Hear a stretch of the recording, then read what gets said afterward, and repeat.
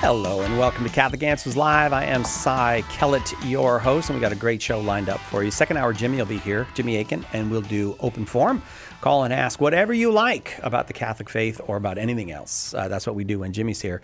This hour, we have a special guest for you and a conversation I've been looking forward to, and I think that you'll enjoy it, and I hope you'll enjoy it. You're certainly welcome to be involved in the conversation. 888-318-7884 is the number. 888-318-7884. We're going to talk about the Catholic University. What is a Catholic University? And more specifically, our question this hour, what is a Catholic University for? And to help us talk about that, we have the president of one of the finest Catholic universities in the world. President Jonathan Sanford is president of the University of Dallas. Welcome. Thanks for being here with us. Thanks so much for having me. It's a great pleasure to be here. I'm delighted that you came in part because we got to have lunch, and I love lunch. It's my favorite. It's my favorite thing about any day. It was a great lunch. The fish it really was a good lunch. Yes. Again, 888-318-7884. So, what is a Catholic University for?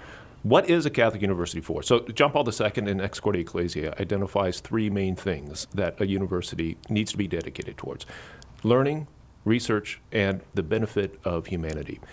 And I think that people need to recognize that universities, and Catholic universities in particular, play a vital role in our country, renewing it in ways that are of great significance. So I'm happy to expand on that, but you tell me.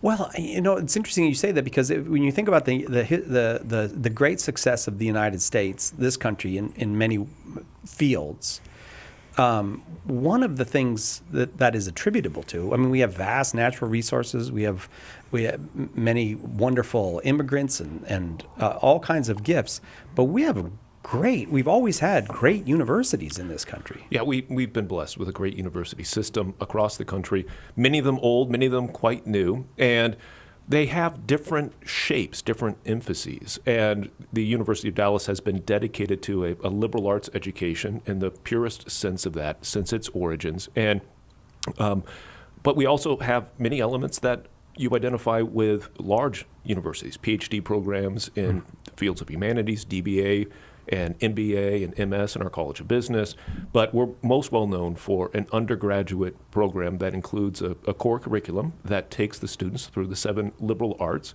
a heavy dose of literature and theology and philosophy on top of that, fine arts.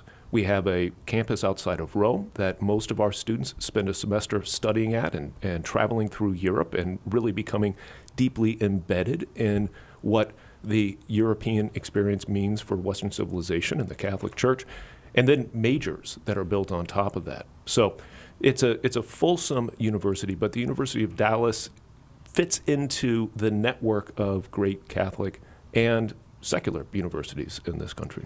Well, one of the ways to think about a Catholic university, and I think it's how many people think about Catholic education, is Catholic is kind of a modifier of university in that there's a little added something that you get some added value there. Maybe the kids have Mass available to them or something. But is that the right way to think about a Catholic university? It's just like every other university, just add a little bit of Catholic stuff in there. Thank you for asking that question. Yes. No. Okay.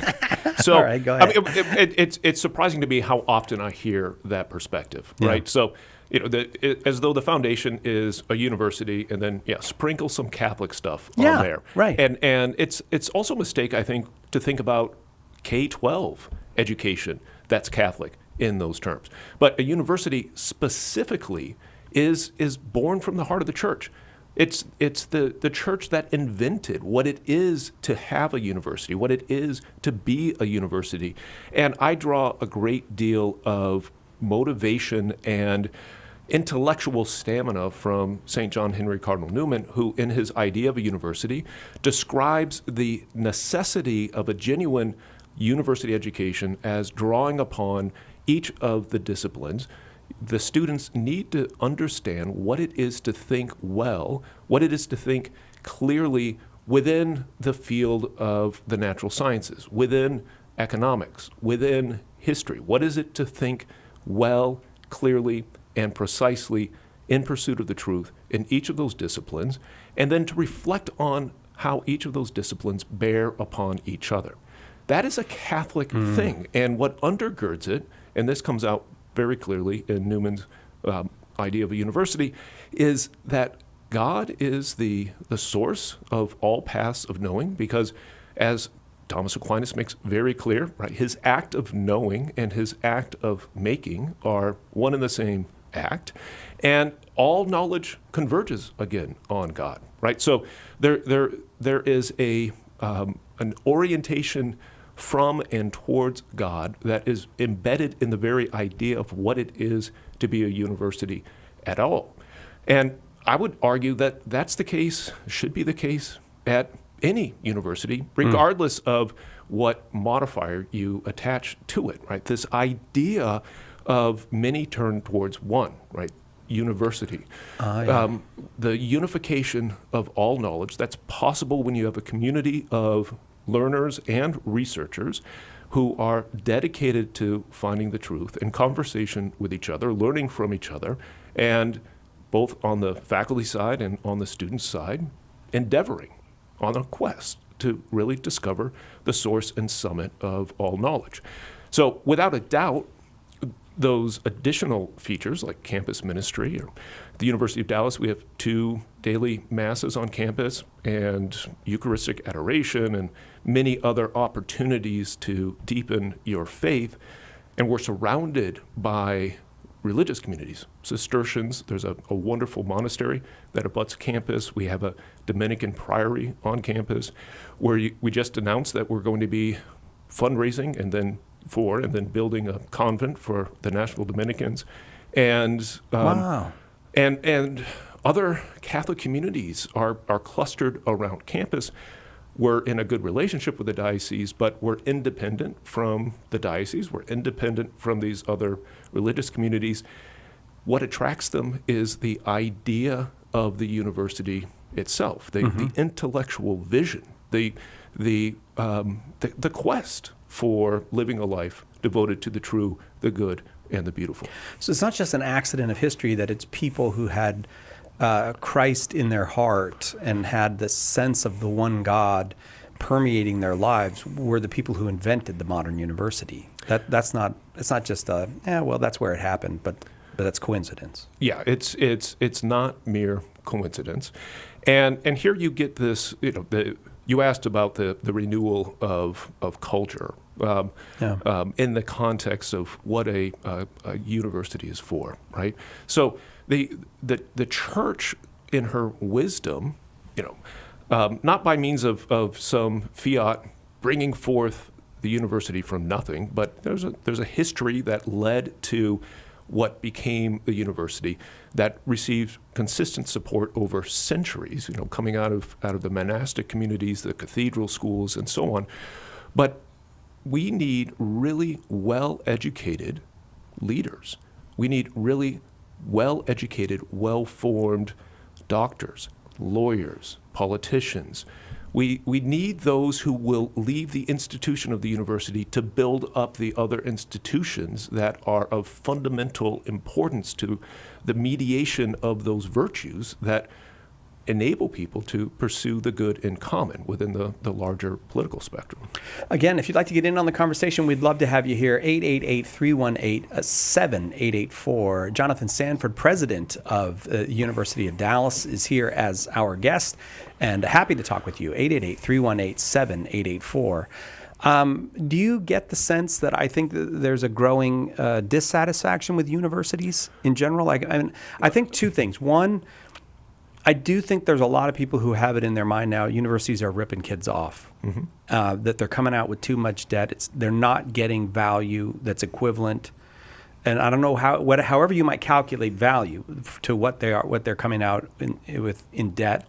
And 2, they just seem like political kind of, they seem almost to be run by political hacks. I'm not saying that I believe these things. I'm saying that other people believe these things, and I believe these things. So go ahead. Well, I think it's true. I think it's true of many universities that in some ways have lost what it is to be a university. And this is why I think this question is so important. It's important in a couple of ways, right? You don't have to dig deep to see some of the crazy things that are going on in universities now. Right. Just think of what happened in response to the October 7th, Yes, that- horrific Hamas attack of particularly the Jewish people in the Holy Land, and demonstrations on campuses. There were Capitol hearings with 3 university presidents who were unable to articulate a clear set of distinctions about the difference between enabling free engagement with ideas and positively supporting the genocidal acts that were being celebrated on their campuses. And at the same time, those universities have very tight strictures about other ideological positions, what you can and can't do, what you can and Well, people can't notice say. the transgender thing. Like at Harvard, if you said, "Look, there's only 2 sexes, male and female," and That you that'll cannot get you in say, trouble. Okay, we're not but gonna you could debate say that. kill Jews, Yeah. and it doesn't get you in trouble. Exactly. Right. So, I mean, to say the assertion you just made, that's out of bounds. How dare you say that? Right. But to be unable to make the other assertion. Okay. So, in a way, that just shed light on something that has been brewing for a very long time. And then what are you actually studying, right? If you're an English major, are you reading Shakespeare, right? There have been debates about the canon for a long time, and we need to toss out the canon, and then a certain discomfort with explicitly advancing and supporting love of country, right? Not that universities are there in order to merely foster patriotic fervor, but American universities are there to help advance the fundamental ideals of America. We want responsible citizens walking out of American universities. And if you're taught that your country is fundamentally unjust, then you're less likely to be engaged in that manner. Fundamentally unjust in the sense of the founding principles of the government. So there are many other things besides, and I think the point of cost is well taken, particularly when a lot of universities have fostered a consumeristic mentality. That is to say, the customer's right, Yes. and we're going to present these attractive options. You're going to plunk down your money. The professors are the providers, which no professor wants to be described as, but that's the way economically and in terms of marketing that this proposition has been presented in many quarters. And then I better have a degree on the other end that I can plunk down in front of an employer and be on my merry way. And I'm done with my education. Okay, that's not a genuine education, obviously. I would argue that no 18-year-old really knows what best to study. The whole endeavor really ought to be undertaken within the context of a genuine friendship between the faculty members and the students. There needs to be a foundation of trust in that relationship. Students need to know that some of the things that they think are the case are wrong. They need to be told, you're writing really poorly, and here's how you do it better, and not wilt, and not feel like, well, you've got to change my grade because I've paid my money, and now my degree is imperiled, or my GPA is imperiled. And so that's a very, very unhealthy environment, and it's made the cost proposition really shift in ways that has more bite, because if you think that this is what you're engaged in from an economic point of view, then you're going to be far more demanding and have a sense of entitlement. And now the administration and the faculty is in one position and the students in another, and that position is one of service provider and customer, and that that is absolutely alien to the genuine ethos of any university and needs to be rooted out. So I'm agreeing with a lot of what you said, but I think it is vitally important, particularly for Catholics, to not say, so just forget about it. I'm done with this idea of a university, Right? And we're going to do something completely different, and that's often coupled with a tendency to want to surround yourself with a kind of protective wall. But we are called to be missionary people, right? Evangelization, living the faith, and for the University of Dallas, that's particularly significant in the way in which our students and then graduates are oriented towards their professional lives, right? We want our graduates to be the top attorneys, the top surgeons. We put a lot of work into the preparation. This is why we've got a higher med school placement rate than any other Catholic university in the country, because we shower attention on those students. Our professors, not TAs, are side by side working with those students, advancing undergraduate research projects in collaboration with the faculty, presenting at academic conferences so they're ready to take on the world. So if Catholics who care about the perils of our culture are not attentive to supporting and trying to advance the good work of great Catholic universities, then in a way it's giving up on the future of this country. And this goes back to what I was saying about why the church fostered universities in the first place. We've got to take a quick break. We are delighted to have as our guest in studio today the president of the University of Dallas, Jonathan Sanford. And if you have questions, if you'd like to get in on the conversation, what is a Catholic University for? 888-318-7884. We're here for you. Call now. Catholic Answers Live. Underwriting for Catholic Answers Live is provided by Real Estate for Life. Real Estate for Life connects home buyers and sellers to real estate agents while supporting pro-life organizations. On the web at realestateforlife.org. Whether you are a seasoned believer, someone exploring your faith, or even if you're simply curious, Beacon of Truth with Deacon Harold Burke-Sivers is the place for you. We'll discuss the big questions, explore the richness of our spiritual traditions, and discover the common threads that bind us together. Join us starting Monday, February 5th at 4 p.m. Eastern for Beacon of Truth with Deacon Harold Burke-Sivers, only on EWTN Radio.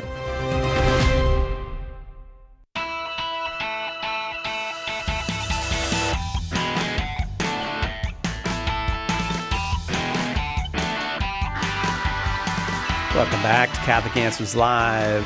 Lines are filling up. One line still open, 888-318-7884. You are welcome to get in on the conversation. It's not every day that we have a university president here with us, especially the president of one of the finest Catholic universities anywhere, president of the University of Dallas here with us today, Jonathan Sanford. We're talking about what a Catholic university is for, and you are welcome to call 888-318-7884. Before I go to those phones, however, I will invite you again to come with us on our cruise. Catholic Answers is going on a cruise June 29th through July 6th, starting in Montreal, visiting Quebec, St. Anne de Beaupré, and having lots of lectures and talks about Christianity in the New World as we work our way out through Nova Scotia and then down to Bar Harbor, Maine, and to Boston. If you want to know more about the cruise, go to CatholicAnswersCruise.com, CatholicAnswersCruise.com. Use the promo code Pope Peter, and you will get a discount all this month. Use the promo code Pope Peter at CatholicAnswersCruise.com. We'd love it if you'd come with us. 888-318-7884 is our number here. I would just like to ask you one thing, and then I'll go to the callers if that's all right with you. Of course. But it does seem to me that, I don't know quite how to put this, but that we have a legacy of Catholic universities in the United States that has, to some degree, been squandered. And I don't want you to speak about. I'm not trying to get you to criticize anybody, but we have universities founded in this country back to the 1840s and 50s and 60s, and some of which have maintained Catholic identity, some of which had it, lost it, got it back a little bit. And so this whole question of Catholic identity is out there. Yep. Are these the right words to be using, and what do they mean? What does that mean to have a Catholic identity for a university? Yeah, great question. I could talk about it for about an hour and a half, Okay, but I won't do that.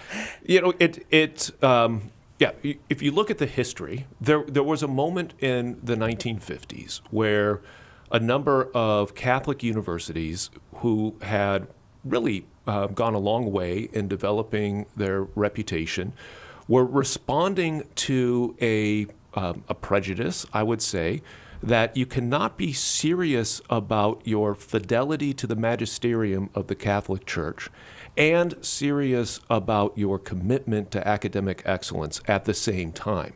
Oh, you had to pick. That's right. You had to pick.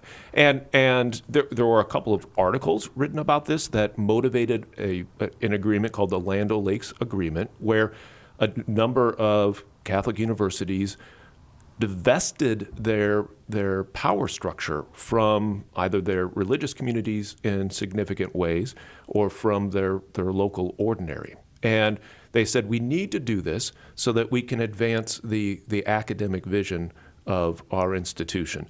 But it was in response to a slur, I would say, that perpetuated and a slur that is so historically unfounded that it boggles the mind that it had such purchase on the minds and imaginations of really good people in places all across our country. Okay, so one way in which Catholic identity is meted out, if you want to come at this canonically, it comes down to the local ordinary saying that's a Catholic university.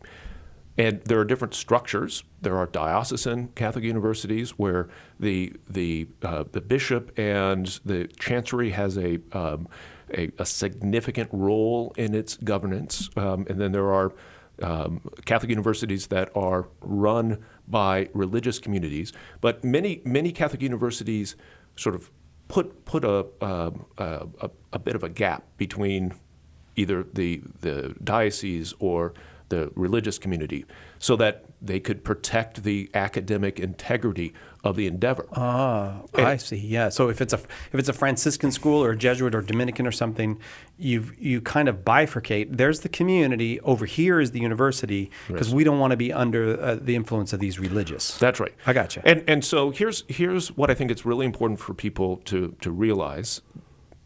Right. Those two go together: Catholic identity and academic excellence. Yes. And in fact, I would say that a robust and really virulent effort to advance research and serious learning is a Catholic thing. Okay, this is where universities came from for just that reason.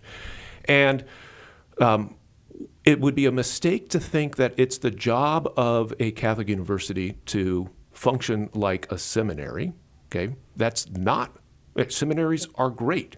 Retreat centers are great, but that's not what a university is. But that doesn't happen simply because you've got an institutional commitment to the teachings of the Church, which Ex Corde Ecclesiae, the Apostolic Constitution that St. John Paul II issued in 1990, says you need to maintain. And you need to maintain a theology faculty who have permission from the local ordinary to teach theology. That's the mandatum.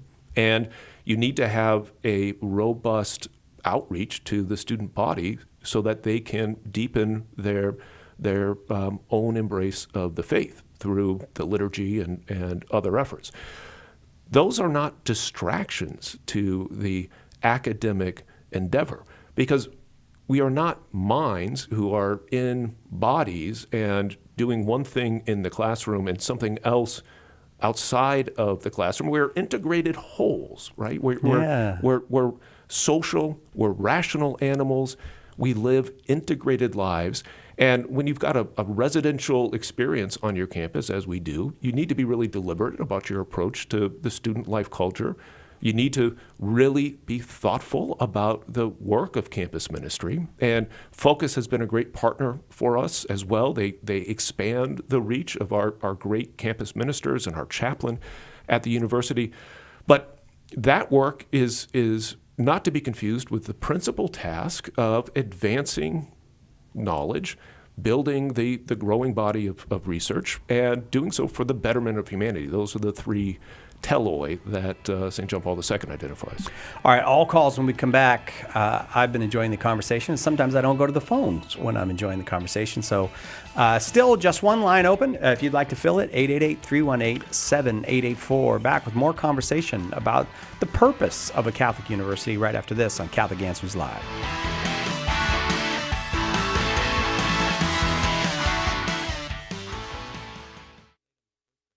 Why We're Catholic is the one book you can hand to anyone to invite them into or back to the Catholic faith. With more than 400,000 copies sold, Trent Horn's book has had a #1 ranking on Amazon.com for 5 years running. Now available in softcover, bulk cases, ebook, and on Audible. Find out what the excitement is all about. Order your copies of Why We're Catholic at shop.catholic.com or at a good Catholic bookstore. Visit whywe'recatholic.com. If you're not a Bible scholar, the full message of how the Sunday Mass readings fit together can be tough to comprehend. Apologist Carlo Broussard is here to help. Join Carlo every Friday for the Sunday Catholic Word podcast. In each episode, he unpacks the scripture readings for that Sunday and brings them all together so you can better understand and defend the faith. Visit SundayCatholicWord.com to subscribe. That's SundayCatholicWord.com. What if the voice of your deepest doubts about Catholicism rose up in the form of a human being and challenged you to defend your most foundational beliefs? That's the task apologist Trent Horn took upon himself in his new book, Devil's Advocate, a dialogue with his own best objections against the faith that he professes and defends. You can stand up against your doubts, and Trent will show you how. Pick up your copy of Devil's Advocate today at shop.catholic.com or at a good Catholic bookstore near you. Our Lord needs articulate defenders of the truth to spread the joy of the Catholic faith. Catholic Answers Monthly Giving Club, Society 315, helps you fulfill the call in 1 Peter 3:15 to always be prepared to make a defense for the hope that is in you. For as little as $10 a month, you'll help Catholics grow in faith, bring lapsed Catholics home, and lead non-Catholics to the truth. Go to casociety315.com and join today. Tomorrow on More to Life, broken trust. Has someone broken or betrayed your trust? We'll help you heal the hurt.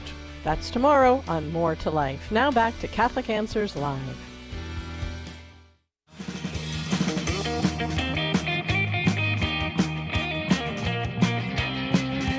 Come on, Darren. Come on, Darren. You're playing the groovy music. I got a university president here, and you're playing the groovy music. Oh, he gave us the thumbs up. Okay, for a moment, I was humiliated. I was like a president of one of the most important Catholic institutions in America, and we're playing the groovy music for him. But he gave us the thumbs up, so I'm all right with it. Our guest is the president of the University of Dallas. You were founded in the 1950s. Yes, we're relatively young. Yeah. But just a wonderful reputation. Lots of folks have come through here who attended the University of Dallas, and they have a sense that they've been through a Catholic experience, which you don't always get. Sometimes that's true. But also, I think you would agree to this too. Since the 1950s, when University of Dallas was formed, and we're talking with President Jonathan Sanford of the University of Dallas. There has been a wave of very fine Catholic. It does seem like the options for really solidly Catholic places, universities, that universe is expanding. It's expanding. Many of them are colleges, which that's a good point. Which makes a difference in important ways depending on what you're interested in pursuing. But thanks be to God, that's expanding. And I think it's really important that expansion include that really rigorous attention to academic excellence that we were talking about before, because we need to turn the page on that that bifurcation between fidelity Right. and excellence. Chris is in Philadelphia, Pennsylvania, listening to EWTN on Channel 130, Sirius XM satellite radio. Chris, thanks for starting us off. Go ahead with your question for Dr. Sanford. Yes, gentlemen, thank you very much for the opportunity. I have my first child going to college. I went to a Catholic Jesuit university. It formed who I am today in many ways. I'm almost 50. But I'm struggling now as a parent who wants my daughter to have the same experience. I'm struggling with the sticker shock. You know, why should I send her to a Catholic university when it's triple or quadruple the cost when I could send her to a state school for the same type of program? Thank you, Chris. Yeah, no, that's a great question, Chris. Now, I can't speak for other Catholic colleges and universities, but I can tell you that the University of Dallas is extremely aggressive in our scholarshiping. So almost 100% of our students are on significant academic and other financial support. So our sticker is one thing. The actual cost actually puts us on par with the state universities in Texas. So if you were to look at the, you said you're in Pennsylvania, okay, so University of Pittsburgh versus University of Dallas, I would guess that after your daughter were to go through the application process and the academic scholarship and then the financial aid analysis, because we do our own analysis there, and if you had a second child in school, you would in university, we'd give you an additional $5,000 scholarship. We want families who want a Catholic university experience for their children to find an affordable pathway forward, and so don't hesitate to get past that sticker shock. Okay, Chris? Very good. Thank you. But thank you, and congratulations on getting one up to college age. Congratulations on that. In McHenry, Illinois, Grant in McHenry, Illinois, listening on WSFI. Glad you're here, Grant. Go ahead with your question for Dr. Sanford. Absolutely. So we talk a lot about the woke culture. I was wondering how that is manifesting itself in a Catholic university. Is there a response? And then even people like Vic Barron talk about how universities at large, not Catholic universities, are kind of a hotbed for that kind of thinking. Yeah. So maybe the students, the response, and kind of the larger ecosystem. Yep. Yeah. Thanks for that question. I think the most important thing that you should be attentive to when you look at a Catholic university on this particular question is, does that Catholic university have a diversity, equity, and inclusion office or officer? Okay. The University of Dallas does not. That's not because we don't care about the issues that are often in play there, but the Catholic tradition provides resources that are tremendously more significant in thinking about the unity and dignity of each human being and the unity of the human family. So, students who come from high schools or backgrounds where they are taught that you cannot ask certain questions, you should not offend other people. Sometimes when they come to the University of Dallas, experience a kind of refreshment because all of a sudden you can actually engage in debate. And we consider it one of the really important features of what we do at the University of Dallas to help our students learn the art of arguing without quarreling. And you do that through the classroom. You do it outside of the classroom. You don't do it by telling people that they're forbidden from raising certain questions or countering a claim. So, I think in the larger ecosystem, it's far more difficult for students to engage in what was very common almost everywhere when I was an undergraduate student, which is to be able to argue about anything. The sense of not wanting to give offense has really sunken in. So that's not a problem at the University of Dallas, but we have to be deliberate about the ways in which we foster that and deliberate about not endorsing an ideological approach that would curtail the ability to really foster that. Do you get students who don't like that, who want to go back into the cocoon of you can't talk about that, or are offended? We do on occasion, and at least initially. And every now and then there's a little flare up, but as they persist, they see the value of what we do. But it's a small minority. What do you think, Grant? That's great. Can I ask one more similar question? Yes, please. Do you actively teach the Catholic values of prudence and these things that most colleges are doing the opposite of? Absolutely. Yeah. Boy, you're asking the right guy. He's written about this, Dr. Sanford. Yeah, I mean, the very structure of our curriculum is focused on fostering the intellectual virtues and the supporting moral virtues. Every student at the University of Dallas takes fundamental courses in moral philosophy and theology, and in fact, the applications in other classes within the core and within the majors are multitudinous. And then we've got an excellent student life office, and so across campus, we are focused on cultivating graduates of great character who have a great desire, a magnanimous desire, so that's a virtue term, to dedicate their professional and personal lives to great and glorious things for the glory of God. That's what we're dedicated to.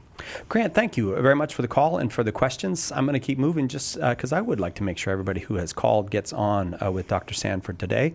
Going to Dallas, as a matter of fact. Andre is in Dallas, Texas, listening on the Guadalupe Radio Network. Andre, glad you're here. Go ahead with your question for Dr. Sanford. Thank you. President Sanford, I know a few segments ago you were talking about the importance, and throughout the program, the importance of cultivating the life of the mind of your graduate. And I think part of that sticker shock that was expressed by another caller was also the question of, maybe for those who aren't interested in grad school, how will my child fare when they seek employment? So I was wondering if you might be able to share just some of the success the University of Dallas has had in helping folks find gainful employment and sending those who are enriched with a life of the mind out into the world. I got you, Andre. Thank you. Yeah, thank you, Andre. That's a great question. So we have a very robust internship program. We work with a lot of different corporations. Our students get to try out different career paths, and it doesn't matter whether they're business majors. Some of them are, or history majors, or what have you. We, through our career planning and placement office, coach those students. They're all given opportunities to learn how to build their resume, how to get into mock interviews, and then we've got an alumni network that is reaching out into our student body, getting students plugged into major corporations. So every university in the United States has to keep track of the percentage of graduates within 6 months of graduation who are employed or in graduate school. And our numbers are extremely high. We're always in the upper 90s with that number, and the exceptions tend to be just a few students who want to take a year off to do something else with their life, and they might have a family of means that would allow them to do that. But our students are employed at a very high rate, and these are career path employments, and not dead-end jobs, so to speak. Our graduates rise swiftly within corporate structures. So, We've got a number of students in Goldman Sachs. Microsoft has been hiring our computer science majors.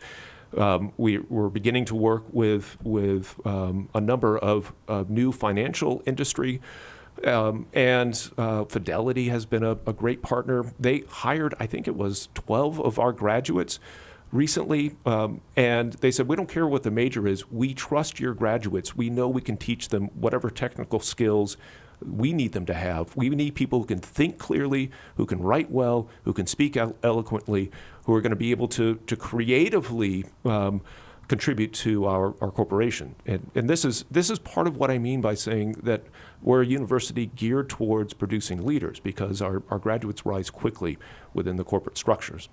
Andre, thanks very much. I would think with businesses like Fidelity, for example, too, as I know people are very cynical about business, but if you're in the financial industry, you need people who have high standards as far as their morals as well, because your entire reputation depends on the morals of your employees. Absolutely, right? You need people of good character who are intellectually adept and creative and able to synthesize things effectively. And the people who are cynical about financial institutions, about politics, about the law, okay, they should be even more concerned to see good, well-formed, thoughtful Catholics placed within those institutions and corporate structures to change things for the better. Amen. Amen. Andre, thanks very much for the call. More calls to come. Our guest is Dr. Jonathan Sandford, the president of the University of Dallas, which is among the premier Catholic universities in the United States and probably around the world. And if you have a question about the purpose of a Catholic university, or as we've had some practical questions about universities, those are welcome as well. 888-318-7884. Hello, this is Archbishop Salvatore Cordileone of San Francisco. Keep your dial tuned to Catholic Answers Live. In Morse code, the sequence SOS is a distress call. It's been said that it stands for Save Our Souls. Well, right now our world is in big trouble, and we're putting out an SOS call for help. Will you answer that call? St. Paul Street Evangelization, a Catholic nonprofit, has hundreds of teams who share the good news with souls who don't know Jesus. Catholic Answers is supported in part by St. Paul Street Evangelization. Visit streetevangelization.com to get involved. Church Pop takes a fresh and fun look at the news shaping our world, featuring engaging, inspiring, and informative Catholic social media content. Find it on Snapchat, Instagram, and on the web at churchpop.com. And you can get Church Pop emailed directly to your inbox. Visit EWTN.com and click subscribe. EWTN, the Global Catholic Network.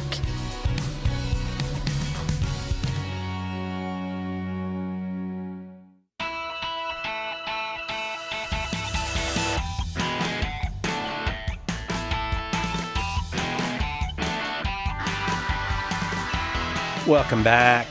Catholic Answers Live. I am Cy Kellett, your host. Our guest is Dr. Jonathan Sanders from the University of Dallas, and you're a philosopher. I'm a philosopher. That's what you taught philosophy at the university, or you still teach philosophy? I'm a tenured member of the philosophy department. I still teach on occasion. I co-taught a course last semester, and then co-taught two semesters ago, and sometimes by myself. More often now, co-teaching, because I come out to San Diego and talk to the good people at Catholic Answers. So we take you away from the classroom, in other words. You need a co-teacher. Again, 888-318-7884 is the number. Let's go to Cleveland, where John is listening on AM 1260, The Rock, run by our good friend, the great Bernadette. John, thanks very much for the call. Go ahead with your question. Go ahead. I have two questions. The second one occurred while I was listening to all the other people. The first is personal to Professor or President Sanders, and the second is institutional. The first question is, you have Cistercians and Dominicans on campus. I was wondering what his own spiritual tradition was. Personally, Did you mean Yeah. personally or of the university? Okay, I think I did say Sanders, but Dr. Sanford. I apologize. I think I just said that. So excuse me. I apologize for that. I've been called worse things. Yeah. Well, Winnie the Pooh lived under the name of Sanders. I don't know if you know that, but that's an important fact, Darren. I'm sharing important information. All right. So your own spirituality. Yeah.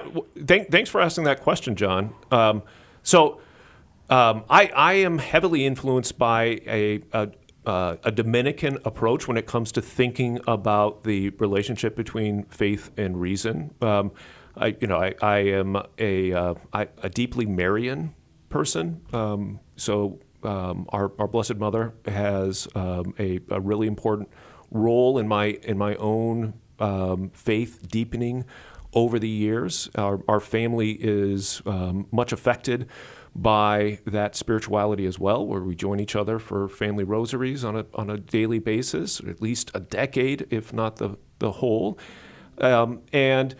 the Cistercians do have an influence on me now in ways that go beyond what I didn't have experience with them before I moved to the University of Dallas. So I don't know if that is sufficient detail. I mean, I've got some saints that are really important to me. St. John Paul II is of great significance in my life, and maybe that's related to the way in which Mary has been so important to me. And he had that phrase, totus tuus, and that's the way I try to orient each of my days. And other great saints, St. Jose Maria Escriva is an inspiration in a variety of other ways. And my patron saint is St. Sebastian. And I loved the stories when I was going through confirmation of how he could, be left for dead and get up and get back out there. And that is important to the way I think about what it is to fight the good fight on the spiritual side of things on a daily basis. John, I may have cut you off. So did you have another question for Dr. Sanford? I did. Okay. I did. And I'm very pleased to see this renewal. I think it's a minority effort still in Catholic education, higher education. And one of the negative things I do see about this, among many of the, for example, the fellow colleges listed in universities in the Newman guide, I detect an anti-science bias in a lot of the institutions, which I think is partly understandable because secularists like to use science to beat up believers all the time. And one of the things that impresses me about Dallas is that they seem to be one of the few institutions which has a vigorous science program. Yeah. John, I'm wondering if you could address that. Or if that's something you're really working on. Yes. Thank you, John, and thank you for noticing that. And I think it's, first off, every one of our students take real science as part of the core curriculum with real lab work attached to the science. That is to say, not baby biology or baby physics. We want them to really be pushed and learn how to think like a scientist. But we do a fantastic job in forming future scientists. And we have a wonderful faculty in the sciences, and we always have. We have always had an exceptionally high med school placement rate. I mentioned that earlier. We have a very high conversion rate of undergraduate majors to PhDs. And that's because our faculty, in order for graduates, in order for a science major to graduate, they have to work with one of our faculty to put forward a research project. They have to complete that research project, and they have to present it publicly at some academic gathering in order to fully qualify for graduation. And unlike a large research institution, we have our full professors who are already working in a deeply friendship-based intimacy with the freshmen, right? So we don't outsource the science education. We're heavy on math. There was a study of the conversion rate of math majors to PhDs, and in one of the math areas, we had the highest conversion rate in the country of undergraduate math majors to PhDs. This was in, I think, a 2014 study. So our math and science faculty are very dedicated, very sincere, and I think we often forget that the quadrivium, right? The after you get through the trivium, you've got the quadrivium. Those are science and math heavy ways of studying. So if you say you are serious about providing a liberal arts education and you're not serious about real mathematics and real science, then you're missing something that is at the very foundation of what it is to have a liberal arts education. And so we take that to heart. And one of our great presidents in the past, President Donald Cowan, was a renowned physicist. And he helped to attract a lot of the attention that has built up our science programs. So we want to build more lab space. We want more faculty. Our science majors are growing in number. And we don't get to compete for the big state dollars that the R1s get. But we think it's really important that Catholics of goodwill identify the significance of producing really thoughtful, prudent, well-formed scientists and see that as part of our mission. Thank you so much for that question, John, and a very insightful question, as a matter of fact. And I do think that I'm sure there are parents listening now, maybe teenage kids, maybe younger than teenage, and had not heard of the University of Dallas, and maybe now you're considering it. I hope that is the case. Quite an impressive institution, and we have the president of that institution with us for this hour, Dr. Jonathan Sanford, and every line's full. I'm going to just keep going to the phones if that's all right with you. Great. Cesar in Sioux City, Iowa, listening on 88.1 FM. Cesar, glad you're here. Go ahead with your question for Dr. Sanford. Hey, how you guys doing? Great. Very well. That's good. That's good. So I have my associates already, and I'm gonna go for my bachelor's, and I want to honestly, I just want to get closer to God, honestly, and I was thinking about going to school. That's what what's theology exactly again? Yeah. So what's theology again? Well, what is theology? Is a study of God and what God knows. Okay, yeah. So that's kind of like what I'm kind of interested. Not kind of a lot actually, because like I said, I want to get closer to God. And there's a school that I have in mind, and I like this school because they meditate, and that's huge for me. You know, meditating is huge for me, and just calming the mind, especially for a broken life that I used to live. You know, but we're getting close to the end, Cesar. Did you want to ask a particular question, or would you like to get a response to that? Yeah. So for my bachelor's, I was thinking about enlightened leadership. But it's not. They don't have no theology class degrees, or they're. Well, let me. Okay. Let me. You can start with some of the free courses that we offer. We have a series called Studies in Catholic Faith and Culture that can introduce you. You just have to sign up for it, or watch The Quest, which is a mini-series. We've got 2 seasons that we put together.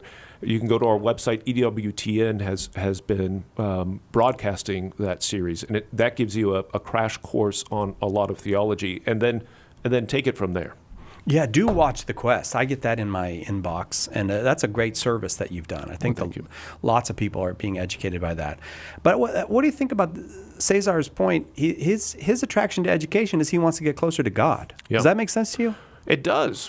And there are a lot of ways to get closer to God, and doing so through the pursuit of truth is a tried and true approach, right? So St. Augustine says, credo ut intellego, right? I believe so that I may understand, right? When you're engaged in theology, you typically have the bedrock of faith, but you want understanding so that you can, in fact, really develop your intellectual potential. Knowing the truth, in a way, is getting to know God. And that's not just the case in theology. I would say getting to know the truth about the particle physics is a way of getting to know God better. Cesar, it's always a delight when you call. I don't know if we've ever sent you the book, Why We're Catholic, but that might be of interest to you. If you'd like to read that, we'll send it to you. Just tell Edgar and we'll send it off to you. Dr. Sanford, I'm really grateful. I really enjoyed this conversation. And I have to be honest, it's been disheartening, the news about universities, and I feel more like my heart is restored a bit, having listened to what's going on at the University of Dallas. Well, thanks be to God. There's a lot of good being done, and a lot more good to be done. That does it for this hour, but next hour Jimmy will be here, so it's open forum if you want to call during the break. 888-318-7884 is the number. Ask whatever you like, and please, you don't have to be Catholic to call. Anybody can call. You want to know about Jesus, the sacraments, the saints, the Bible, the moral life? It's all up for grabs. 888-318-7884.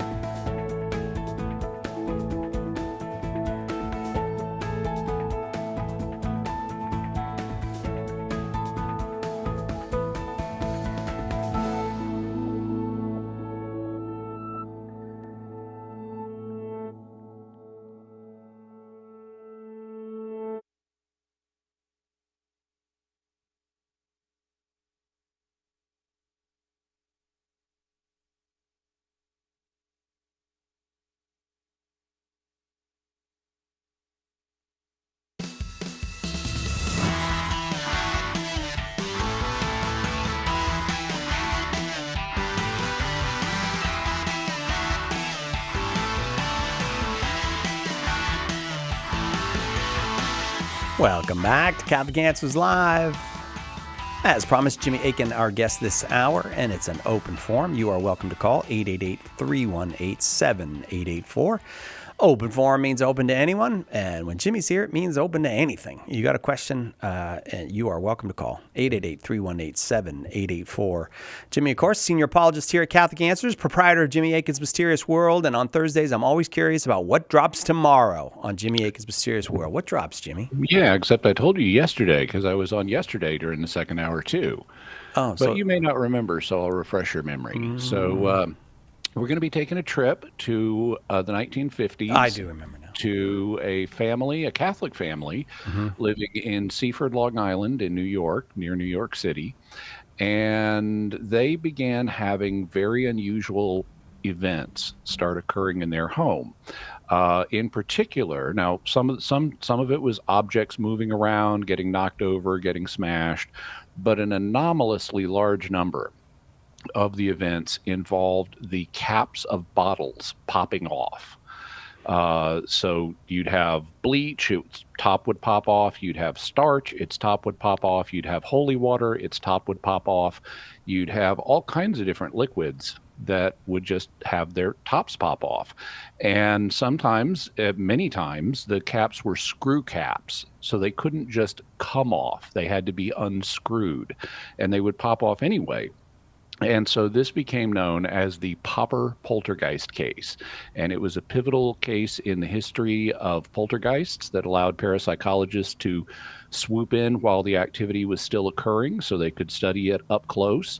And it led to them being able to test out a theory about whether poltergeists are actually noisy ghosts or noisy spirits, which is the traditional assumption, and it's what the word poltergeist means in German, noisy ghost or noisy spirit, or whether poltergeists are something else entirely. Like maybe recurrent spontaneous psychokinesis. Oh. All right. I'll have to find out what that is. Yeah. The number here is 888-318-7884. Oh, look at that. Every single line filled up for Jimmy. So right to the phones we go. Aaron's in Warren, Michigan, listening on Twitch. Aaron, we're glad you're here. Go ahead with your question for Jimmy. Okay, I'm like, I guess I'm in the cult, I guess, and I experiencing vibrations through my bodies. Like I can only consider it like demons or a spirit vibrating my body, and it can move my arms a little bit. But I'm also experiencing teleportations of objects in my rooms. Now I'm wondering, is it more obsession or oppression, or would that be demonic possession? Okay, I need to ask you a few additional questions just to make sure I have a complete picture of the situation. Did you say you're into the occult or a cult? Like Satanism. Okay. And have you actually invited demons into your life? Well, I mean, asked them like with like a prayer, but I mean, Right. I didn't speak to any, like literally speak to them Yeah. or anything. But I said, I have a teleporting of objects, so I'm Okay. wondering, and I feel them vibrationally. Okay, so you're feeling vibrations in your body and you're experiencing something that you say is teleportation of objects. Does that mean an object disappears from one place and appears in another location? Yes, like one time my guitar pedal fell, and then the SD card just immediately disappeared. 2 hours later, it's right in front of me on the floor. Like 2 hours later. And that happened with two other objects, like two screws, like where they're totally gone, and then they just appear right in front of me. Okay. Well, now in any paranormal or supernatural investigation, what an investigator, if he's competent, will do is make a list of all of the possible explanations for the phenomena that are being reported, starting with the natural explanations, because it's more common for things to have a natural cause than to have a paranormal or supernatural cause. So if I were investigating your situation, I would want to, look at the situation. I'd want to ask more questions about the vibrations you're experiencing in your body, also because those could be subjective, but they also could be something paranormal.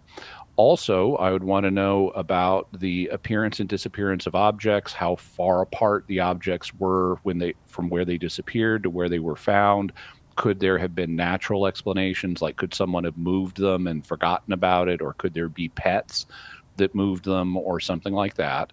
But assuming that there are no natural explanations, and given the context that you have been involved in Satanism and that you have via prayer, verbally, invited demons into your life, I would not dismiss the idea of demonic activity, assuming all this checks out.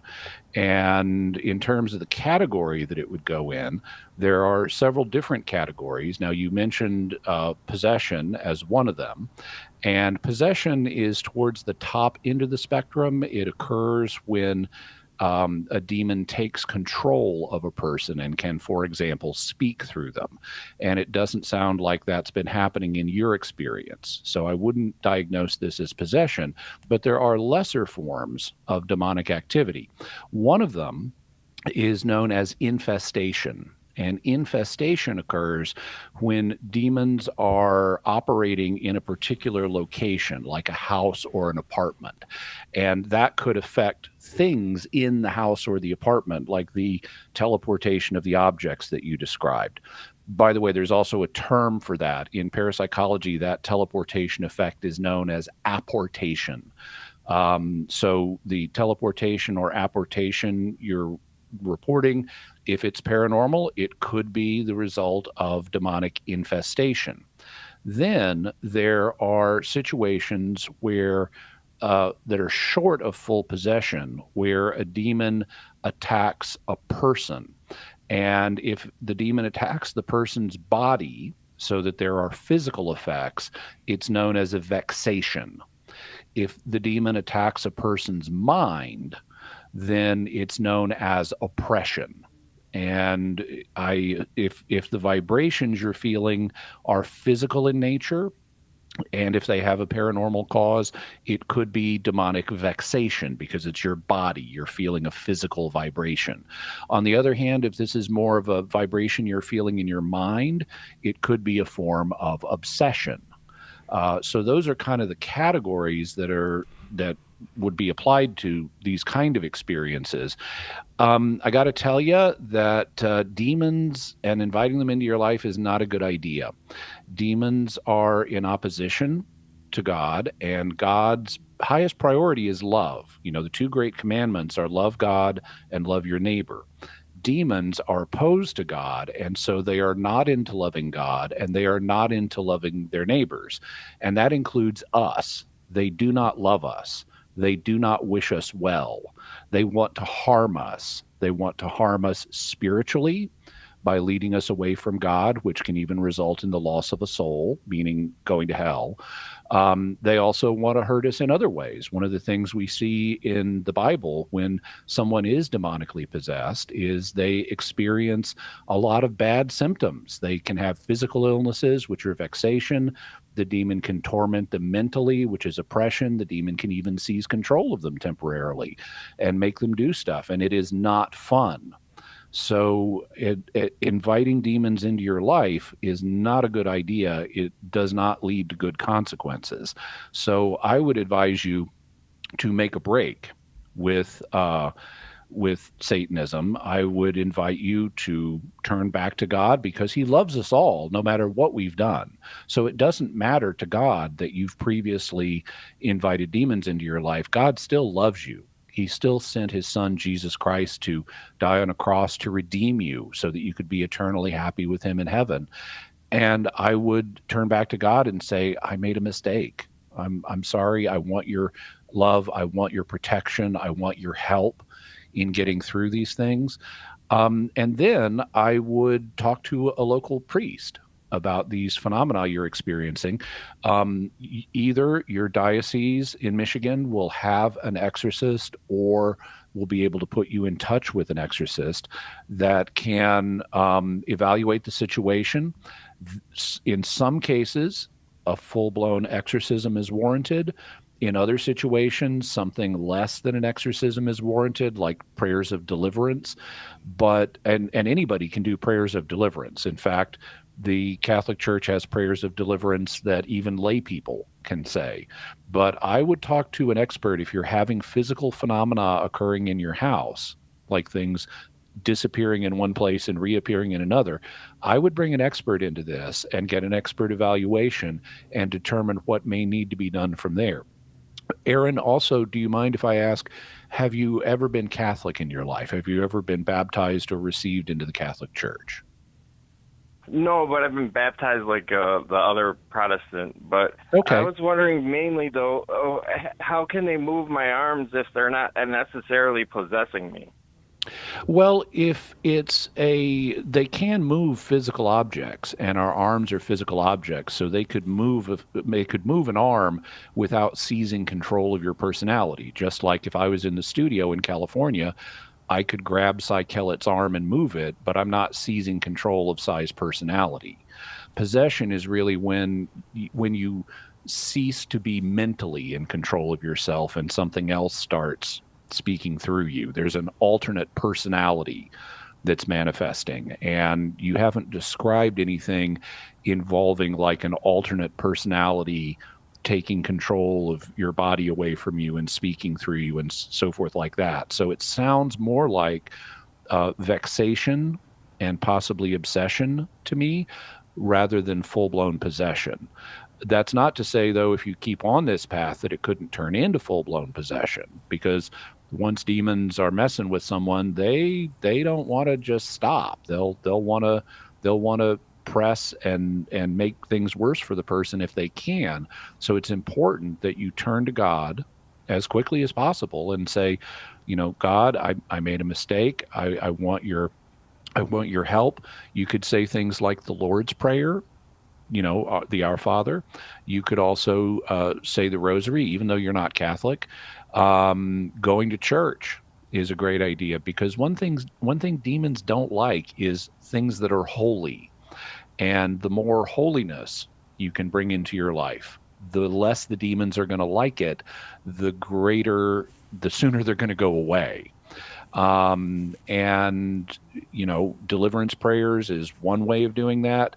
If you were Catholic, you'd have access to ongoing sacraments like confession and the Eucharist, which are even more effective than exorcisms are. Exorcism is what's known as a sacramental, meaning it's a rite that was it's a holy rite that was instituted by the church, but sacraments are holy rites that were instituted by Jesus Christ himself. And there are actually, even though you have a Protestant background, there are circumstances where it's possible for a Protestant to go to confession and receive the Eucharist, which is the body and blood of Christ itself. That's supremely holy, and demons really don't like it. If someone's receiving confession and receiving the Eucharist, that just makes it even harder for them to stick around. So you could also talk to the local priest or the exorcist that the priest puts you in touch with to see if in your situation something like going to confession or going and receiving the Eucharist would be possible for you, because that's something else that can be an additional help beyond deliverance prayers and beyond exorcism. But the main question I had is, how long, since those things are happening, how long would it take? Years and years and years to get possessed, or would it could never happen, or would it take years, or would it be weeks, or what would it be? There's no way to predict that, because we don't really have a lot of knowledge about the power and that demons have and the choices that they make. So, it depends, among other things, on the number of demons that are involved. An army of demons could beat down defenses easier than one lone low-ranking demon. So there's really no way to predict it. And the best thing to do when you have stuff like this going on is step away from it immediately. Immediately turn back to God, ask for his help, ask for his love, and then follow up by taking the steps I've outlined in order to help end the situation. Because there's no way to predict its future course if you're separate from God. You need to get back with God as soon as possible and get this out of your life as soon as possible. Aaron, thank you for the call. I hope it was helpful to you. If you'd like a little book that Jimmy wrote called The Words of Eternal Life, True Happiness, and Where to Find It, I'd love to send it to you. All you have to do is give an address to Edgar. He'll get the address, and we'll send you that book, Words of Eternal Life, True Happiness, and Where to Find It. Also, Aaron, if there's additional help that I might be able to provide offline, not on the radio show, you can email me at Jimmy, Jimmy, at Catholic.com. That's Jimmy at Catholic.com. Thank you, Aaron. We'll take a quick break. Right back with more Open Forum with Jimmy Akin on Catholic Answers Live. Let us help you with your question today on Catholic Answers Live. Do you have a question but prefer to ask it privately? Catholic Questions can help. Go to CatholicQuestions.com to ask your question online, email us, drop us a letter, or give us a call. Longtime Catholic Answers Live apologist and author Jim Blackburn or another Catholic Questions apologist will be happy to assist you. Catholic Questions proudly supports Catholic Answers Live, so visit us at CatholicQuestions.com today. That's CatholicQuestions.com. The most original and exclusive Catholic content is on EWTN Radio. I don't like looking back. I prefer to look forward and keep moving forward. There's plenty to cover. I do a lot of research and try to dig out the bits and pieces of a life or of an agenda that people don't want to talk about. The World Over with Raymond Arroyo. Tonight, 8 Eastern on EWTN Radio and Television.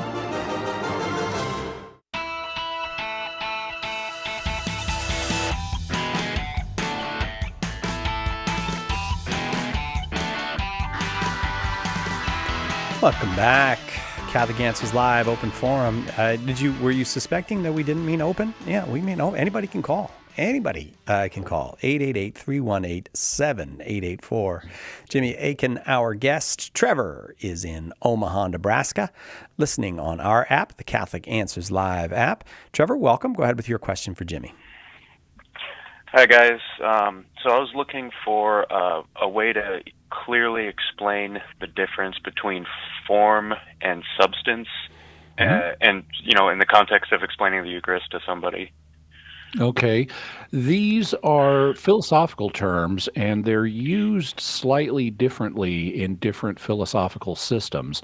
My inclination is generally, when explaining the Eucharist to someone, is to avoid introducing unfamiliar terminology to the extent possible, because we do have perfectly good words in English that are familiar to people that we can use to communicate the reality of the Eucharist without having to introduce new unfamiliar terms.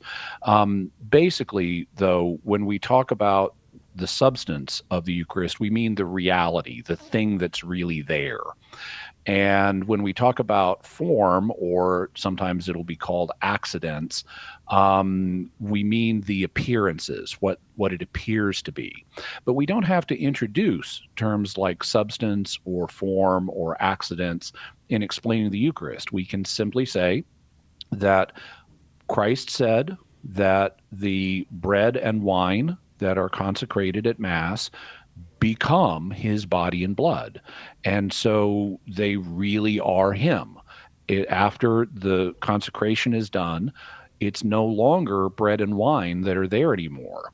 It still appears to be bread and wine. It still looks like bread and wine. It still tastes like bread and wine. But the reality that's there is Jesus Christ himself. And so, so that's a simple explanation of it. Now, sometimes it can help to have, pop culture references that people are familiar with, like, Doctor Strange in the comic books or maybe the movies. He can make himself look like other things. He can change his appearances, and we see shapeshifters and illusionists in various works of fiction. And even though those are works of fiction, it kind of helps us have a point of reference for understanding what's happening in the Eucharist, that even though it looks like bread and wine, it isn't really bread and wine anymore. Now it's really Jesus. And that's something that is a miracle. It's not something that we could accomplish, but it is something that God can accomplish, because God has omnipotence. He can do anything that's logically possible. And it is logically possible for something to look like one thing but really be another. And so God does a special miracle, and we have God's word on this. This is what Jesus said, and he said it in different ways. He talks about it, for example, in John's gospel, where people are doubting that he's going to give them his flesh to eat and his blood to drink. And he doubles down and says, he doesn't say, guys, I'm being symbolic. He says, no, this really is true. My flesh is true food. My blood is true drink. And you need to eat these if you want to have life in you. St. Paul similarly refers to the, what appears to be bread and wine that we use in the Eucharist as a participation in the body and blood of Christ, not a symbol, but an actual participation in the body and blood of Christ. And we see this theme carried on continuously through the age of the Church Fathers down to the present day. And we have tracts at Catholic online articles at Catholic.com that give quotes from the Church Fathers documenting this belief. So if you want additional documentation on why we believe this, just go to Catholic.com and type in Eucharist or Real Presence, and there will be a lot of documentation.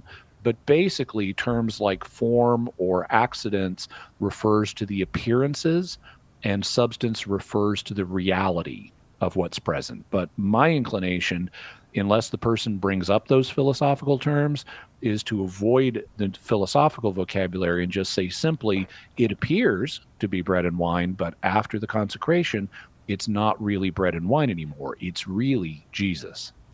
Thank you, Trevor. Appreciate the call. It's open forum. On we go to Texas. John's in Texas watching on YouTube. Glad you're here, John. Go ahead with your question for Jimmy.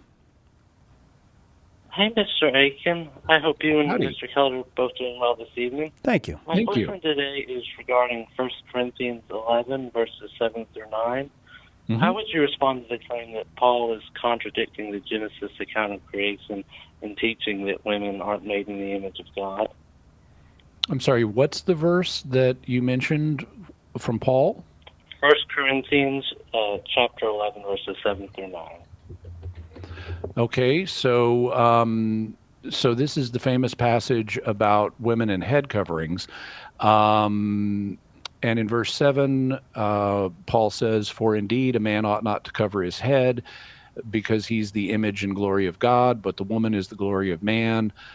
For man is not from woman, but woman from man. For indeed, man was not created for the sake of woman, but woman for the sake of man. Because of this, a woman ought to have authority on her head on account of the angels. Nevertheless, neither is woman anything apart from man, nor is man anything apart from woman in the Lord." So there's some really interesting stuff that I won't have time to go into on the head covering thing. But Paul knows Genesis, and in Genesis, it is very clear that both males and females are made in the image of God. If you read Genesis 1, starting with verse 26, it says, "Then God said, let us make man in our image." And the word in Hebrew is Adam, which is a term that means humankind. It includes both men and women. So he's saying, let us make humankind in our image, after our likeness. Let them have dominion over the fish of the sea and so forth. And then in verse 27, so God created Adam, man, in his own image. In the image of God, he created him. Male and female, he created them. So that makes it explicit that both males and females are created in the image of God. And Paul knows that. He knows the verse I just quoted, which is Genesis 127b. And so Paul knows about that verse. He's not contradicting it. Instead, he's zooming in on how, in 1 Corinthians 11, how men and women bear the image of God. And he does seem to suggest that men bear it in a more direct way than women do, but women also bear it in another way, and that's consistent with Genesis. And since Paul knows Genesis, we need to read Paul consistently with Genesis. So women, like men, bear the image of God. There may be a slight difference in the modality of how women bear it compared to how men bear it, but they both are ultimately made in the image of God. Okay, John? Yes, sir. That answers my question. Thank you. All right, thank you. But I appreciate that call. Well, we're about to take a break, so I'll let you know the phone number, 888-318-7884. It's an open forum, and that means open to anybody. You can call with your question. And well, we've had a very interesting diversity of questions so far. We'll see if that continues. Jimmy Akin is our guest. Right back with more after this on Catholic Answers Live.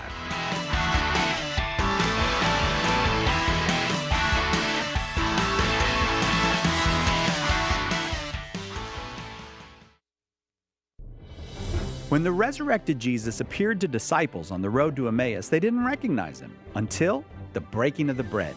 The same is true today. In the Holy Eucharist, we really meet Jesus. In The Eucharist is Really Jesus, author Joe Heschmeyer explains how knowing Jesus in the Eucharist is the key to understanding all of Christian faith. Order your copy of The Eucharist is Really Jesus today at shop.catholic.com or get it at a good Catholic bookstore. Our Lord needs articulate defenders of the truth to spread the joy of the Catholic faith. Catholic Answers monthly giving club, Society 315, helps you fulfill the call in 1 Peter 3:15 to always be prepared to make a defense for the hope that is in you.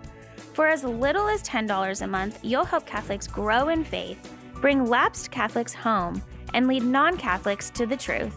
Go to casociety315.com and join today. Is relativism dead? It sure seems dead. Each day, new moral demands are made, and they are presented to us as absolutes. Everything, from transgender ideology to physician-assisted suicide, is presented as a moral good that all right-thinking people must accept. But Catholic Answers' own Carlo Broussard says look deeper, and you will see today's moralism is just relativism dressed up in new clothes. Carlo's eye-opening book, The New Relativism, shines a light on how the sacred moral teachings of this age cover up a deep denial of moral truth. Order your copy of The New Relativism today at shop.catholic.com and be prepared to defend the truth against aggressive relativism. The New Relativism at shop.catholic.com or ask for it at a good Catholic bookstore near you. Tomorrow on More to Life, broken trust. Has someone broken or betrayed your trust? We'll help you heal the hurt. That's tomorrow on More to Life. Now back to Catholic Answers Live.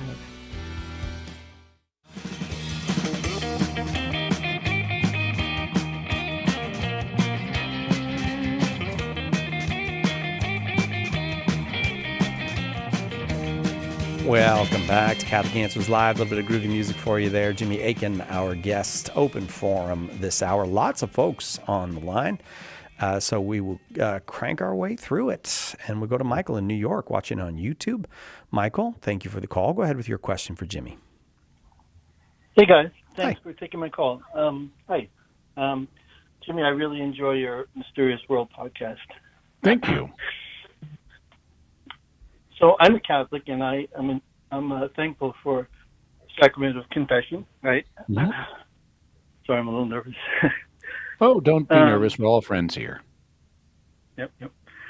So the question is about state of grace, especially as it relates to state of grace at the time of your death, right? So if someone's unlucky enough, well, we all struggle with sin, right? So people may live their lives and go through different periods of being in a state of grace and out of it, then going to confession and repenting, right? Mm-hmm. So if someone's unlucky enough to die suddenly after committing a mortal sin, because before they've had a chance to repent and go to confession, versus dying right after being able, or versus dying right after being able to go to confession, right? It seems a little random and it seems almost a matter of luck. So given that the universe is God's creation, and including all matter and space-time, right? And God stands outside of space-time and can see our entire lives.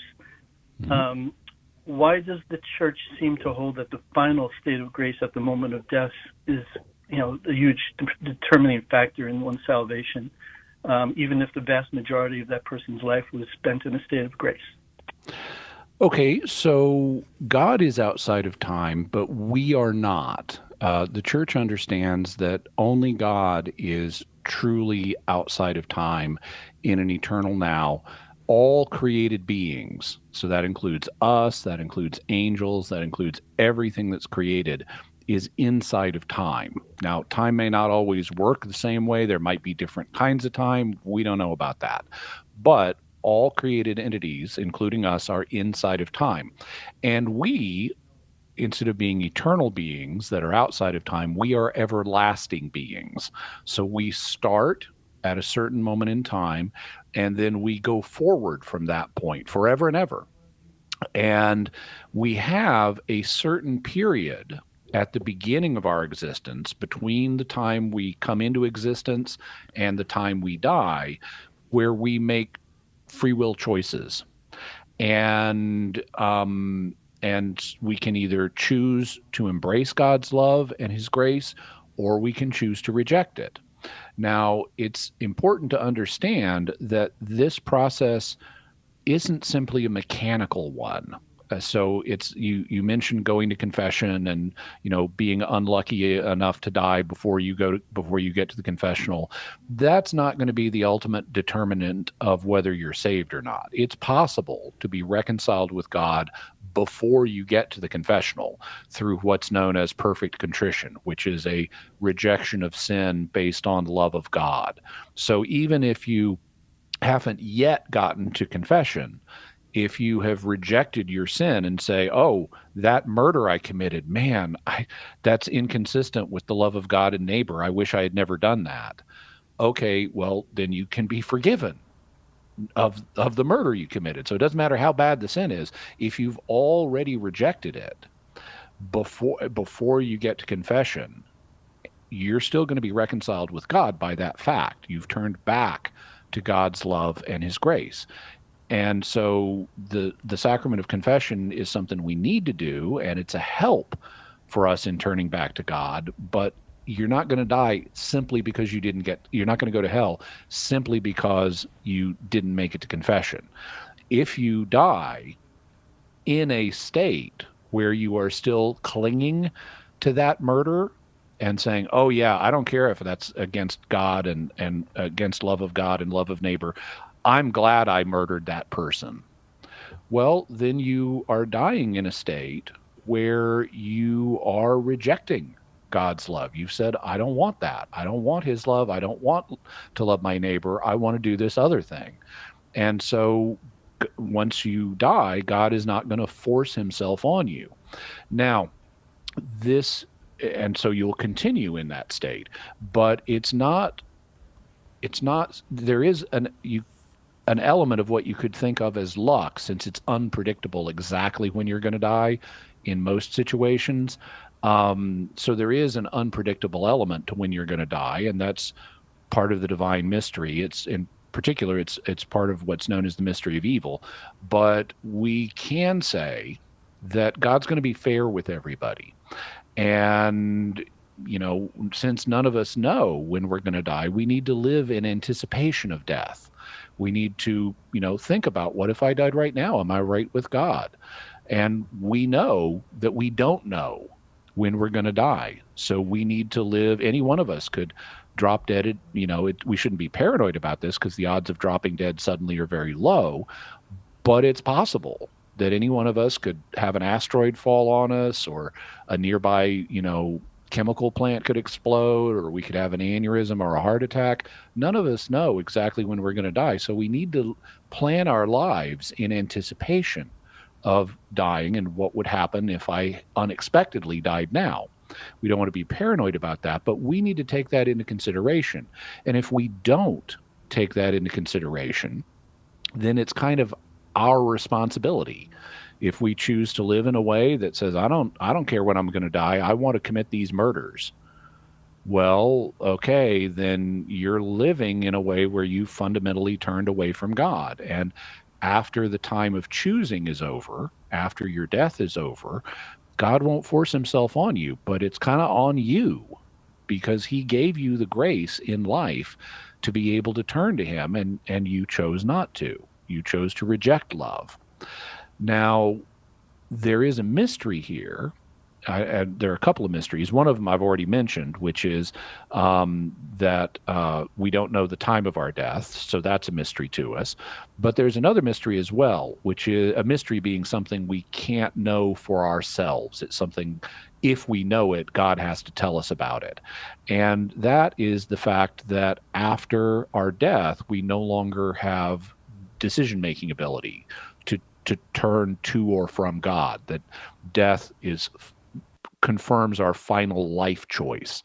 And that's something that we can't deduce. There's no philosophical reason why it has to be that way, but it is something that we are told in Scripture. For example, the book of Hebrews says, it is appointed for man once to die, and then comes judgment. So the vision that we see in the Bible is of us making choices for or against God during our lives. And then when we die, our ultimate life choice becomes fixed, and our will becomes either fixed on God and on love, or fixed away from God and from love. And that choice will then govern how we experience the rest of eternity. If we chose God and love as our ultimate life choice, then we'll be with God and in love for all of eternity. If we chose against God and against love, then, because God is love, it's the same thing. If we choose against God and against love, then we're going to be apart from God and from love for all eternity. Why God set it up that way is something we could speculate about. My speculation would be that God did it this way because he wants love to be freely chosen. He wants us to freely choose love, and so he needed to give us a period where we could make that choice, for or against. Do we choose love or do we not choose love? However, he also wants us to have the results of that choice. So he doesn't want us to go back and forth forever, and so there is an ultimate point, which he's set as our death, where that choice becomes fixed. And we can speculate about why that is, but what Scripture reveals is that this is the case. And so that kind of sketches the conceptual framework in this area. I wish I could tell you exactly why God set it up this way. I'm not able to do that. All I can do is speculate. But what I can tell you is God did set it up this way, because this is what's revealed by Scripture.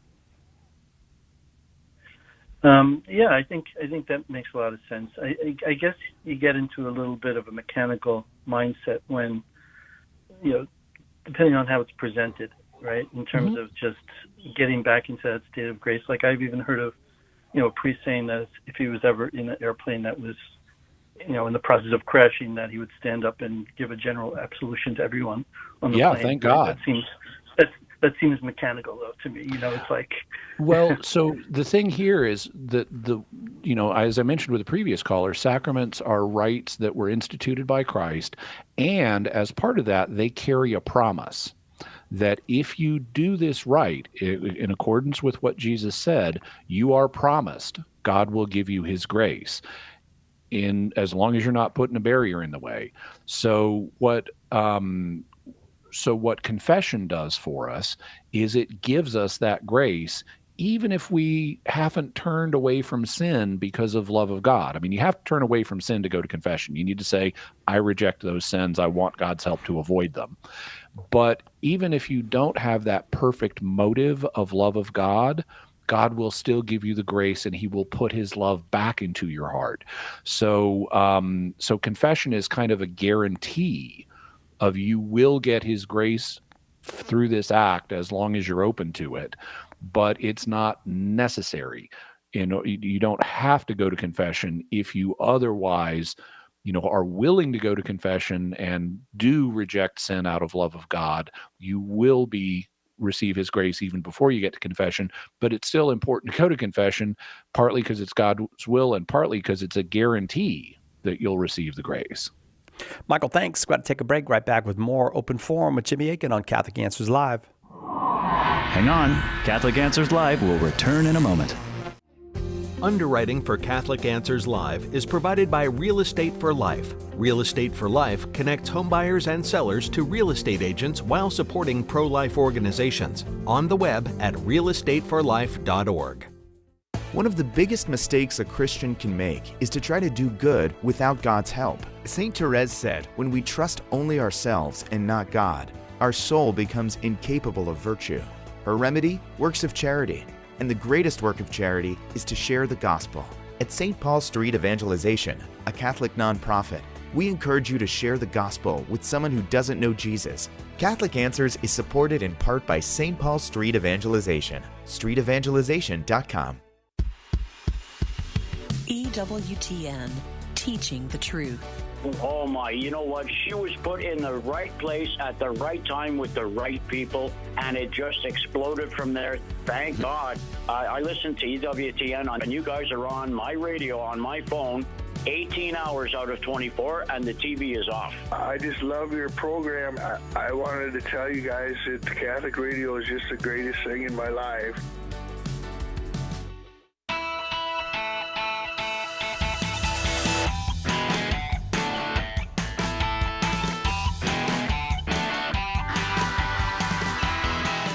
Welcome back to Catholic Answers Live. It's Open Forum. Jimmy Akin is our guest. And as often happens on a Thursday afternoon, lots and lots of calls. So I just keep going right back to the phones. Charity is in Seattle, Washington, listening on Sacred Heart Radio. Charity, welcome. Go ahead with your question for Jimmy. Hi, Charity. Phone here. Thank you for taking my call. Can you hear me now? We can, yes. Yeah. Great. I've been having some really good conversations with a Protestant friend who believes in once saved, always saved. Mm-hmm. And we've been talking a lot about the relevant scripture verses and how to interpret them. And so I wanted to kind of come at it from a different angle, like talking about the logic of relationships.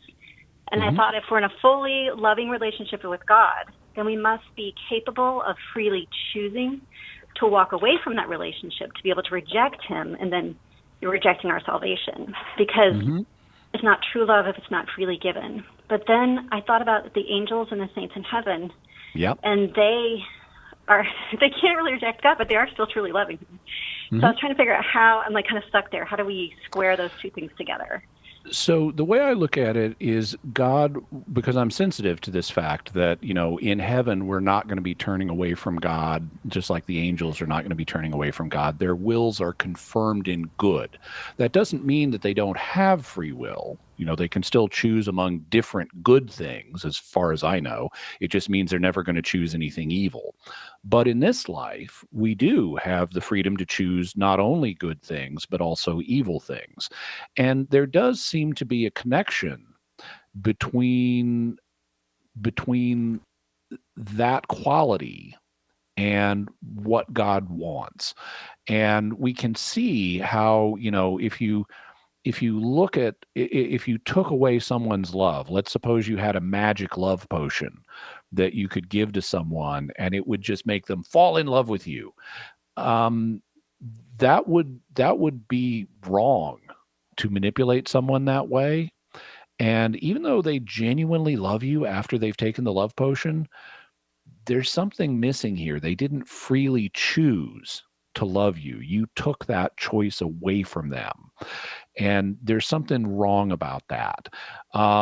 On the other hand, what we want to see happen is we want to see people freely choose to love us and then commit to that love. So we don't want to see like someone say, okay, I love you, let's get married, and then I'm done with loving you now, I'm going to leave. We don't want to see that happen. What we want to see is people freely choose to commit to love. And once they've committed, if they've freely chosen to do that, well, then it's their choice. And there's nothing wrong with them having a will that's fixed on good because they chose to do that. They chose to embrace love and embrace love of God and love of neighbor, and they become fixed on that by their own choice. No one is forcing it on them.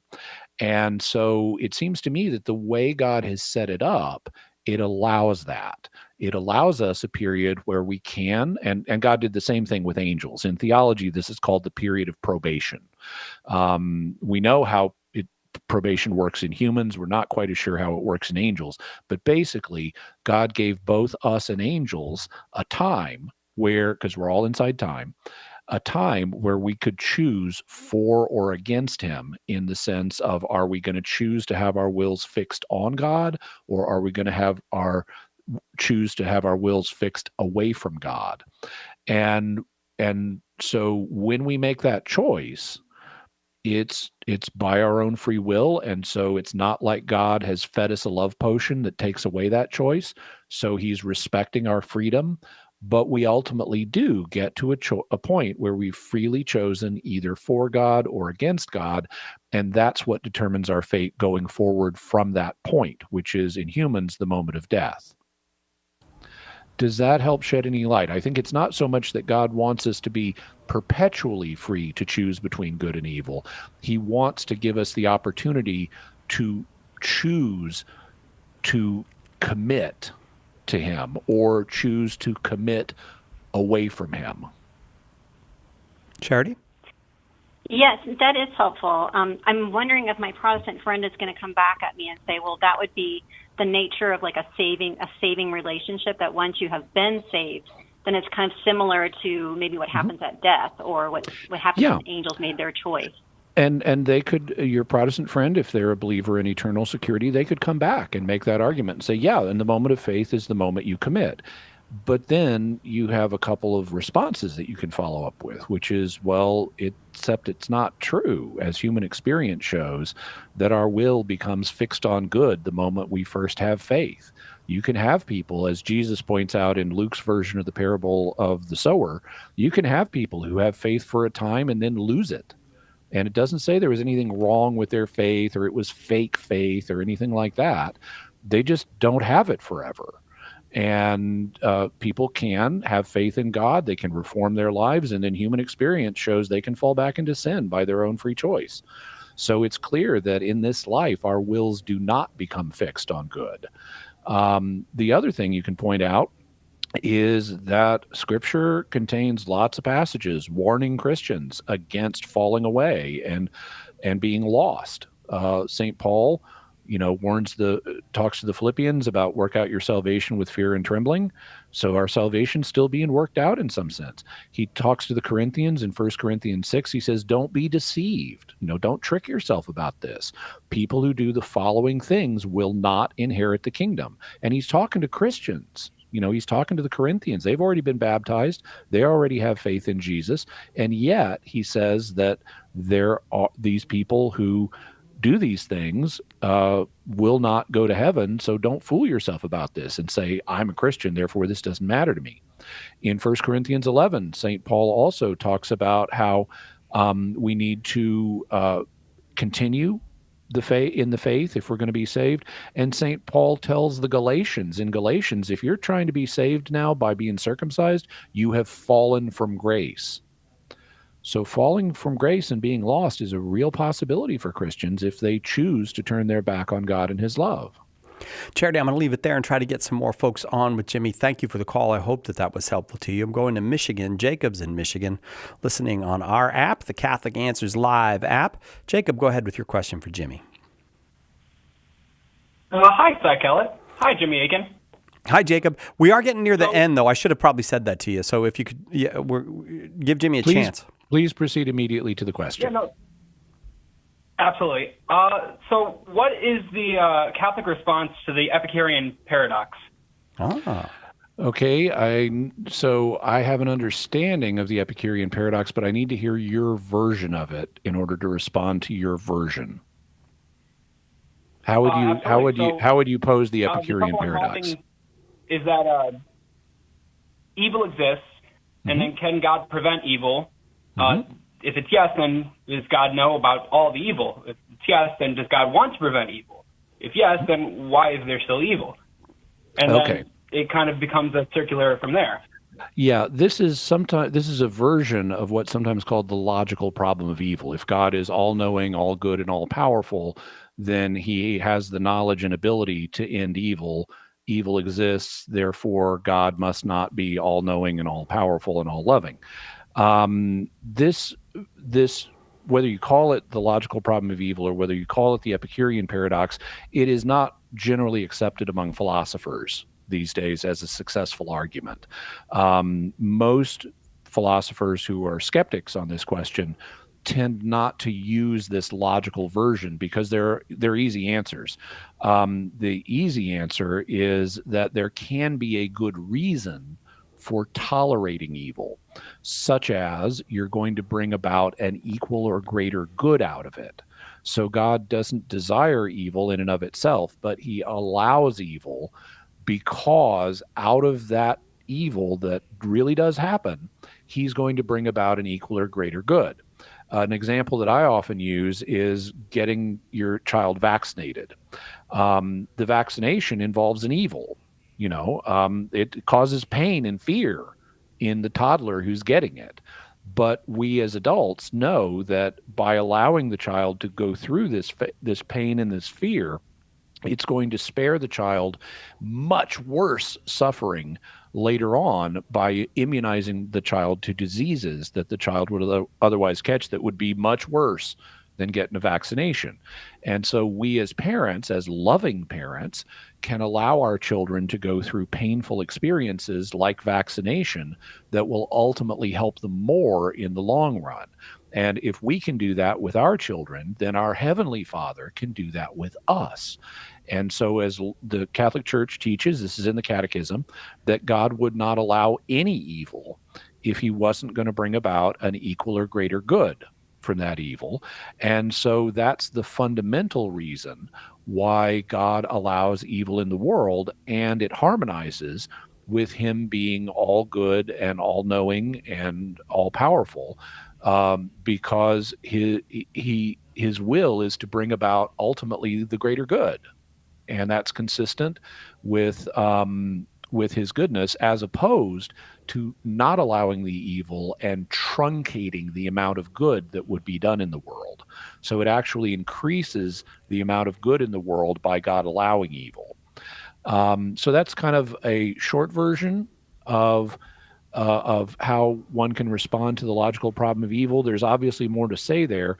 I have given various talks on this. One that I know is out right now, I think is available at shop.catholic.com. If you just type in Jimmy Akin and Problem of Evil, there's a whole talk I gave a number of years ago that deals with this subject. And I have a more recent version that's going to be coming out. It was a talk I gave at our conference in September of 2023, but I don't know that it's out, that one is out yet. Okay, Jacob, thank you. You really did ask that question very quickly. Thank you. Did that get to what you wanted to hear? Yes, absolutely. Thank you, guys. Jacob, thank you. All right, Jimmy, tomorrow on Jimmy Akin's Mysterious World, bottles popping. It's a poltergeist episode, or is it? Well, it is a poltergeist episode. The question is, what is the responsible for the poltergeist phenomena? Is it a noisy ghost, or is it recurrent spontaneous psychokinesis? And are there other kind of geists besides the polter variety of geists? Sure. Oh, there are? Yeah. Quiet geist just means ghost or spirit, so ghosts don't have to make noise. Well, I might have them in my house. They're just very quiet. And I don't know they're there. Most ghosts are quiet. There have been 100 billion human beings in the history of the human race, and we don't hear them all talking all the time. Well, most of us don't. But yeah. I don't think anyone here's 100 billion. That's probably true. Thanks, Jimmy. Enjoyed working with you. We worked a lot together this week because we did some pre-records together, but I appreciate it. It was a lot of fun. Yeah, likewise. All right, that'll do it for us. What do we got tomorrow, Darren? Oh, no. We got Darren says we have a fantastic show, 2 wonderful guests, 2 brilliant hours of Catholic radio. We'll see you then, God willing, on Catholic Answers Live.